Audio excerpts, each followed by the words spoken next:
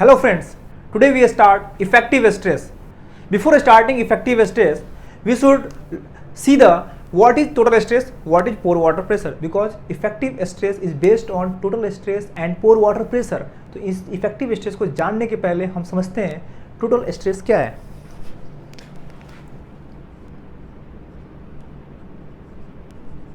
Total stress is represented by sigma. इसको समझने के लिए this is the ground level,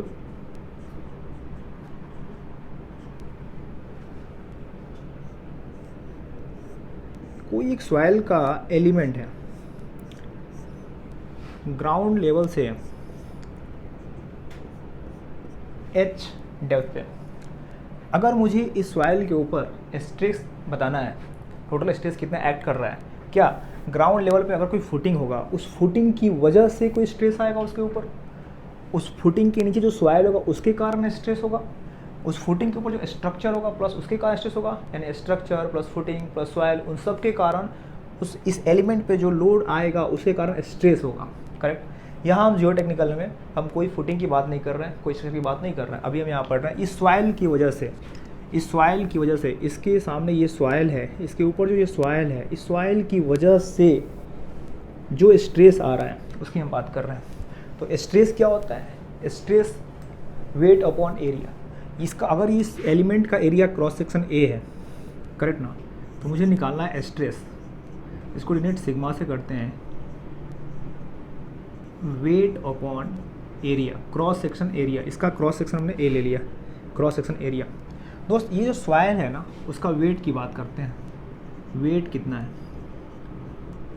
density equal to weight upon volume, weight upon volume. तो अगर ये सॉइल है, सॉइल किसी फॉर्म हो सकता है, ड्राई है तो dry unit weight, submerged unit weight, saturated unit weight. तो ये ड्राई है तो unit weight equal to weight upon volume, इसलिए weight equal to weight upon volume. अब इस सॉइल के कारण स्ट्रेस आ रहा है तो इसका वॉल्यूम निकालना है. क्रॉस सेक्शन एरिया ए है तो area cross section into height, इसे वॉल्यूम, तो gamma into A into H, this is the weight. Friend, stress जो होगा ना, weight upon area, gamma A H upon A. तो यहाँ से स्ट्रेस क्या है? Stress equal to gamma into H. यानी जो स्ट्रेस है ना, ये डिपेंड करेगा unit weight of the soil के ऊपर और हाइट, कितने ग्राउंड लेवल से कितने हाइट पर आपको स्ट्रेस कैलकुलेट करना है. The unit of stress is kilo newton per metre square या न्यूटन पर एम स्क्वायर. सपोज अगर यूनिट वेट सॉइल का 20 kilo newton per metre cube है और उसका हाइट अगर ग्राउंड लेवल से 5 मीटर नीचे मुझे स्ट्रेस कैलकुलेट करना है,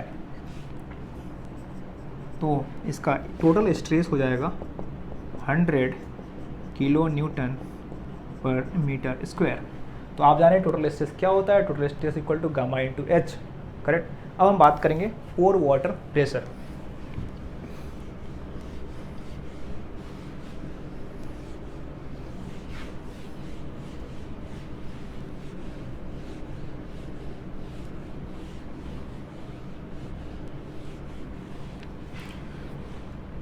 पोर का मतलब क्या होता है? खाली जगह. वाटर और प्रेशर,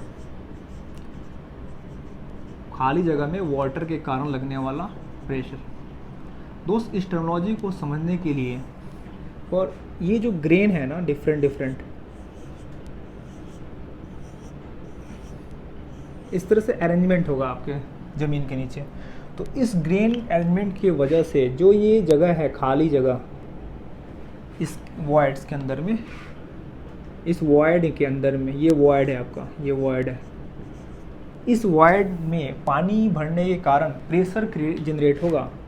और पास्कल ने बता रखा है द प्रेशर जो यहाँ से ना, हर एक्सर्टेड इन ऑल डायरेक्शन.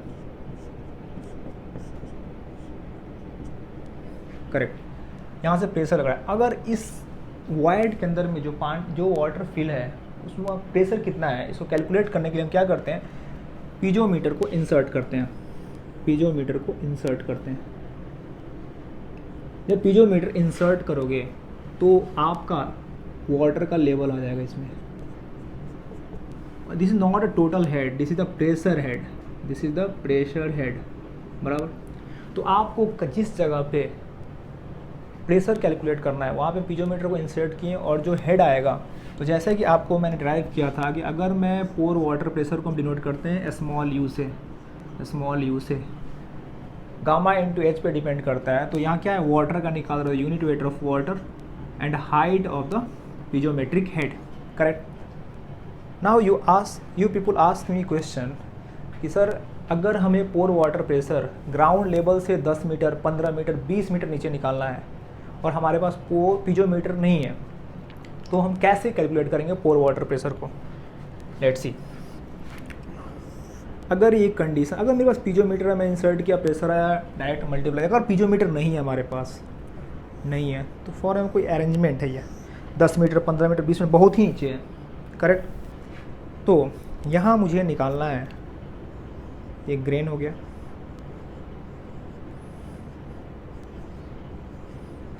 और पीजोमीटर अवेलेबल नहीं है, ये पॉसिबल नहीं है कि पीजोमीटर को इंसर्ट करके प्रेशर्स को निकालें। तो इस केस में हमारा अप्रोच क्या होगा, ये आपको मैं एक एग्जांपल आपके सामने दे रहा हूँ। ये एक अरेंजमेंट है, ये जो गोले गोले मैं बना रहा हूँ ना, ये सॉलिड ग्रेन है, ये सॉलिड ग्रेन है, करेक्ट। और ये जो वाटर टेबल की वजह से ये जो खाली जगह है, ये क्या है, खाली जगह, ये क्या है, फुल्ली सेचुरेटेड, यानी सारे खाली जगह में क्या है, पानी फिल है, पानी फिल है, यानी ये क्या है, वाटर टेबल होने के कारण all voids are filled with water.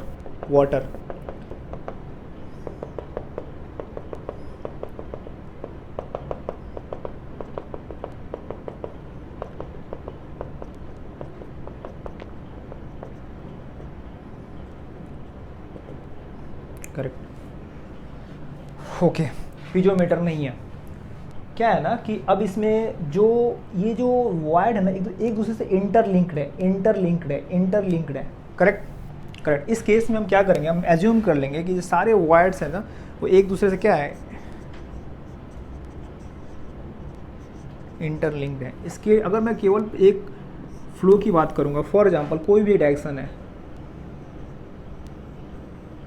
कैसा ही बन सकता है, कोई इसका शेप नहीं है, ये वाटर का फ्लो है, मैंने ड्रॉ किया, जो एक कोई भी अलग अलग डायरेक्शन, इन्फाइनाइट नंबर के आपके स्ट्रीम बन सकते हैं, इन्फाइनाइट नंबर के।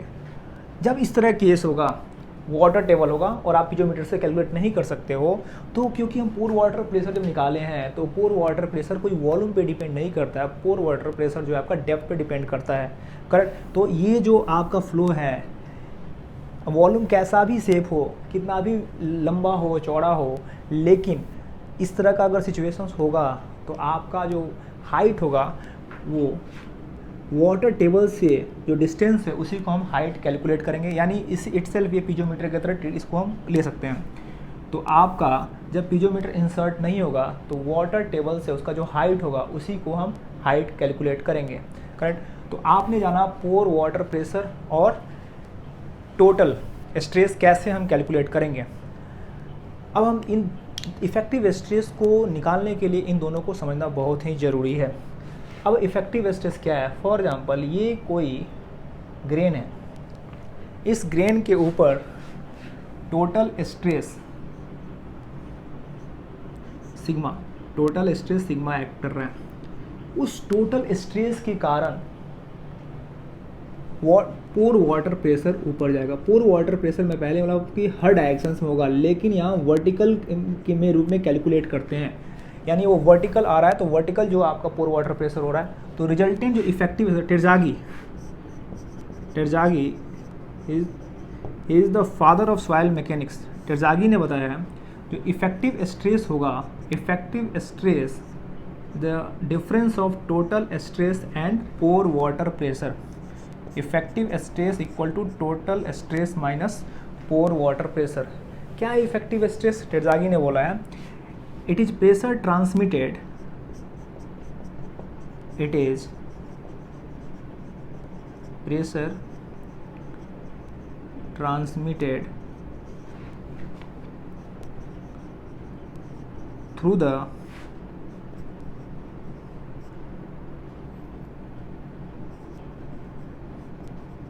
contact area of soil solid.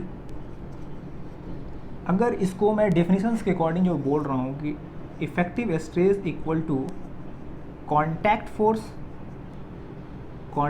Force upon contact area, correct. तो effective stress the difference of total stress and pore water pressure, और टेरजागी ने बोला है कि इफेक्टिव स्ट्रेस को contact force upon contact area. Friends, actually this is not correct, ये correct नहीं है। थोड़ा सा बात को हम आगे बढ़ाते हैं, आखिर सही क्या है।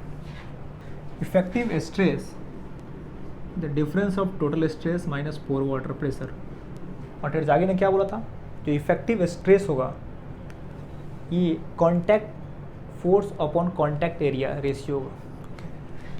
इन 1969 लेम्बे एंड वाइटमैन, ये दो साइंटिस्ट थे, Lambe and Whitman 1969, they told something about this theory. क्या बोला था,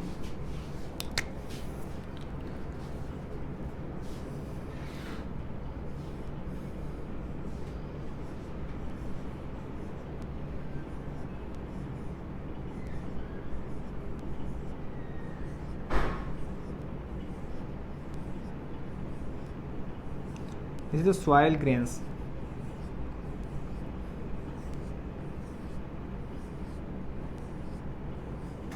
करेक्ट। अगर किसी डेप्थ पे मुझे इफेक्टिव स्ट्रेस निकालना है, फॉर एग्जांपल दिस वन, ये एक हमने सेक्शन लिया एक्स एक्स जोन, इसमें हमें इफेक्टिव स्ट्रेस कैलकुलेट करना है एज पर लेम्बे। इसके ऊपर एक लोड आ रहा है, पी लोड आ रहा है, इस लोड की वजह से स्ट्रेस कितना होगा। जब ये लोड एक्ट करेगा तो इस लोड को रेजिस्ट कौन करेगा, सॉलिड और water. Load taken by soil solid through their contact area and also load taken by water, इसको मैं बोल सकता हूँ ना कॉन्टैक्ट फोर्स। लैम्बर्ट मीटर में क्या बोला था लैम्बर्ट वाइटमैन, जब पी फोर्स एक्ट कर रहे हैं तो क्रॉस सेक्शन ए पे इस फोर्स की वजह से load taken by soil solids, ये सॉइल सॉलिड्स है, थ्रू देयर कॉन्टैक्ट एरिया। दो ग्रेन्स के बीच का ये कॉन्टैक्ट एरिया है, जब उसके ऊपर से कोई फोर्स एक्ट करेगा तो उसको रेजिस्ट करेगा। ये कॉन्टैक्ट फोर्स हो गया, ये कॉन्टैक्ट फोर्स हो गया, ये कॉन्टैक्ट फोर्स हो गया। अगर यहाँ पे कॉन्टैक्ट फोर्स FC1 है, FC2 है, FC3 है, FC4 है एंड FC5 है, करेक्ट। तो उस प्रेशर की वजह से सॉइल सॉलिड्स क्या कर रहा है, लोड टेकन कर रहा है। तो अगर मैं बोल सकता हूँ ना समेशन ऑफ FC, यानी टोटल जो फोर्स है FC है इस लोड की वजह से, करेक्ट। तो P equal to FC plus जो कांटेक्ट फोर्स एक्ट करेगा, इस दोनों के बीच में जो कांटेक्ट है उसका कुछ एरिया होगा, this is the contact area AC1, this contact area AC2, this area is AC3, this area is AC4, AC5, infinite number of contacts, okay। तो मैं बोल सकता हूँ ना summation of AC equal to capital AC बराबर n number of AC। तो दोस्त Lambert and Whiteman ने बोला था कि जब जो P एक्ट कर रहा है तो load taken by soil solid FC, this is the contact force, clear है। लोड टेकन बाय वाटर, अब ये जो वाटर है इसके ऊपर फोर्स आएगा तो हमें लोड निकाल रहे हैं और जो pressure equal to load upon area, और जो वाटर की वजह से जो प्रेशर क्रिएट हो उसको हम बोलते हैं पोर वाटर प्रेशर, जो कि स्मॉल u है।